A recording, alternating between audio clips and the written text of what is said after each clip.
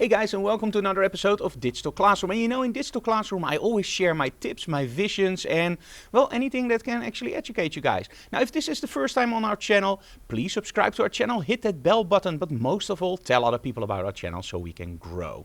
Now today, it's all about backdrops, one of the most important things in photography, but there's still not a lot of attention for it. Today, it's all about backdrops. So join us for today's episode of Digital Classroom.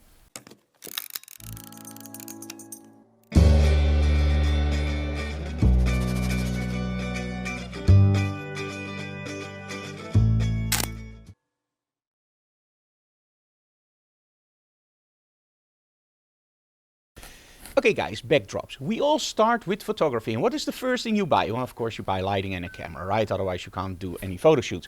But what do you use as a backdrop? Well, most people start out with seamless.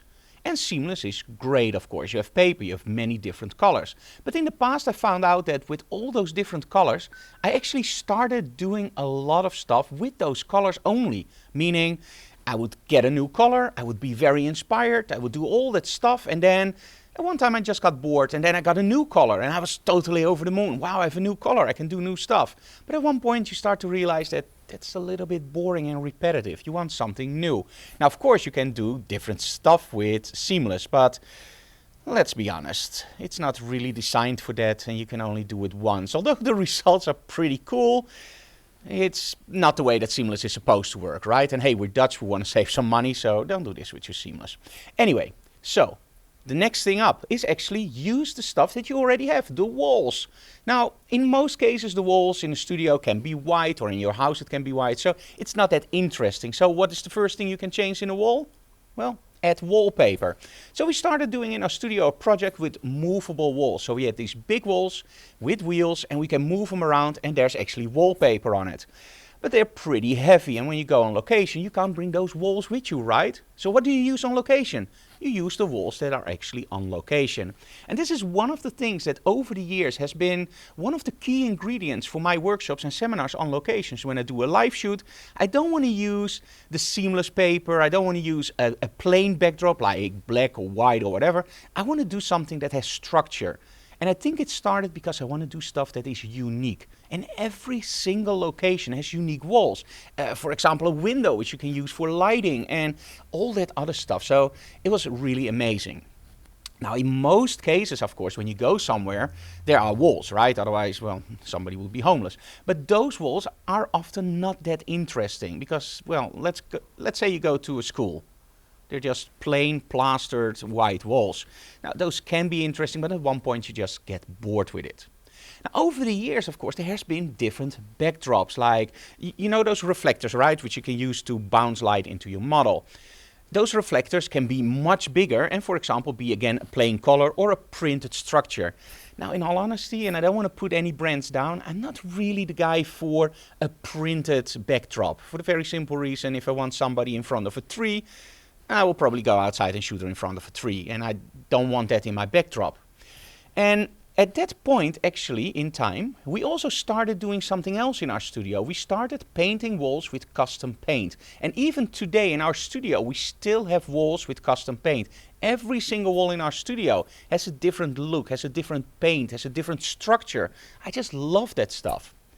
Now, fast forward just a little bit, I was on Photokina and the guys from Lesterlight approached me and said, Frank, we have some new backdrops and you're gonna love them. And at first I was going like, I don't know, I don't like those printed backdrops. And he said, no, these are special. It's not really a printed backdrop, although they still have those, but it's more like an urbex feel. Now, as soon as you say urbex, I think about structure, I think about interesting old buildings, and I was going like, now, this sounds interesting because over the years we took so many images on structured walls, on abandoned buildings and whatnot more. And somehow an abandoned building has that certain character, it has that certain look. But the cool thing about a structured or distressed wall, determining how you want to call it, is that you can actually use different parts of that wall and create something new. It has character.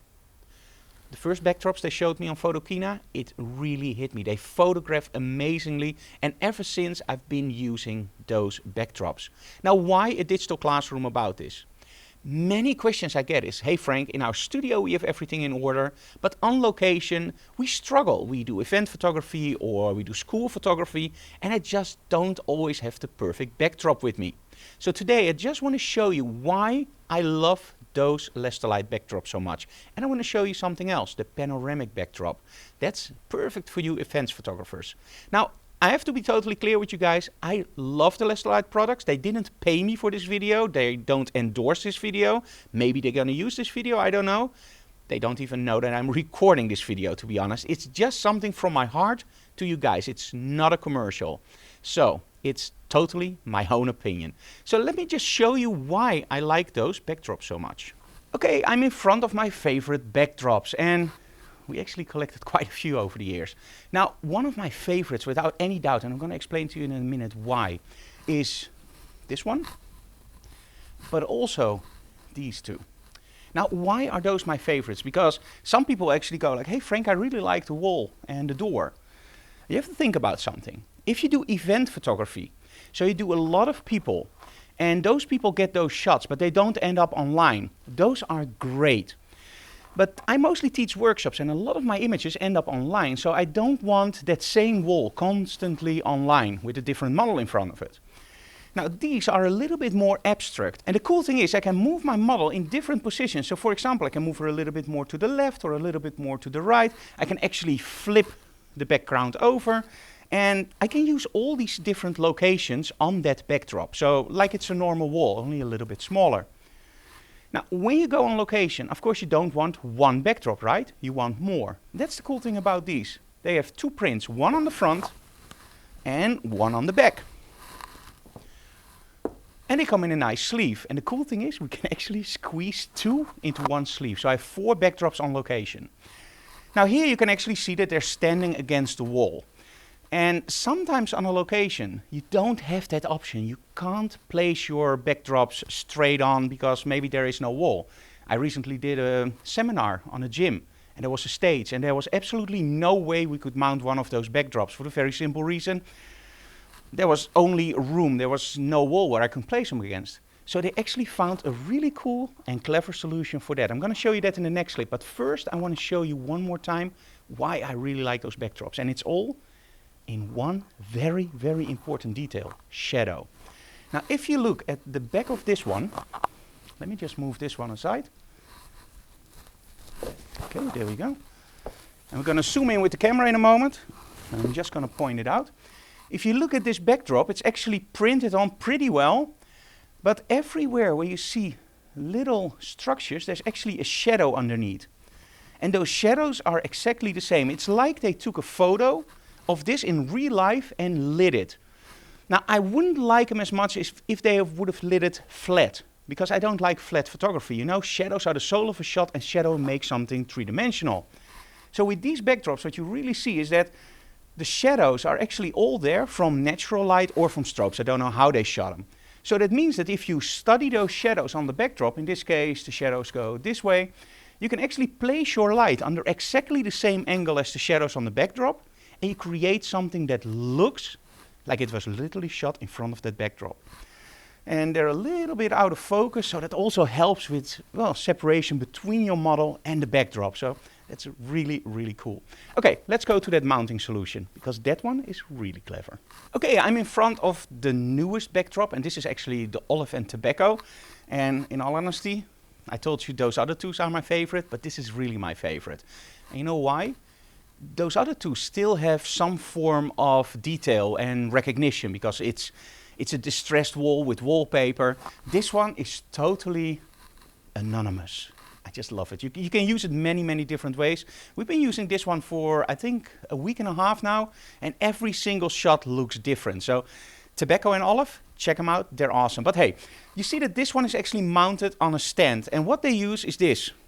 It's very lightweight, and it has 2 very strong magnets. So the only thing you have to do is just hold it here, and you hear that? Click. And you can actually mount it on your stand. And there's an extra added feature for this. If somebody tries to steal your camera, you can still hit them very hard with it. So you just mount it on top of your tripod or on top of your stand for studio. You tighten it, and you can actually just click the backdrop up. There's one other advantage of these backdrops. As you can see, they're pretty wide. So that means that, for example, this one, because there's no real structure, it's anonymous, I can literally just flip it over and use it vertically or horizontally. And it opens up a lot more options when you shoot, for example, a portrait, and you have a very busy backdrop where there's lighting on. You can literally just use it in horizontal version, and you can use that negative space, which I actually love. I shoot a lot in landscape mode instead of portrait mode. So if you're more like a portrait shooter and you want to do 3/4, use it like this. If you're more like me and you like the, well, chest height portraits and you like a lot of negative space, just use it in horizontal. Now I hear some of you guys going, do I hear that correctly? Hey Frank, they're not wide enough. Okay, I'm going to show you another Lestolite product which literally stole my heart, and it's called the panoramic backdrop. So let's move over to there. I'm going to show you that one, and that one will blow your mind. It's amazing. Welcome to my new studio on location. This is what I really like. So many times I already told people, like, I love different backdrops, but the main thing is sometimes I want to shoot a model full body, or sometimes I want to make a model jump.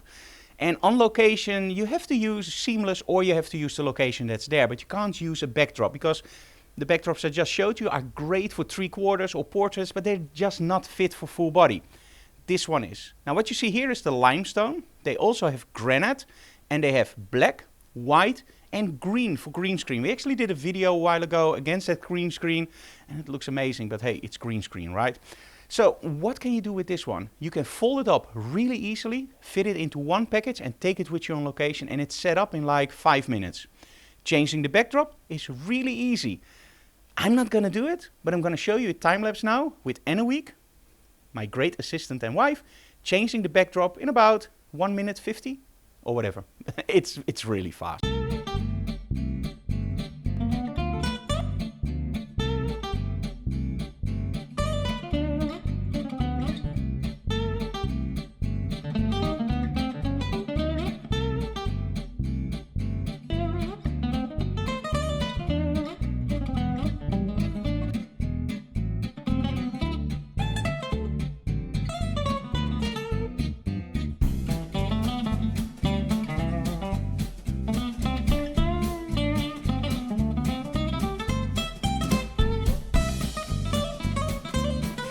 Et voila, granite.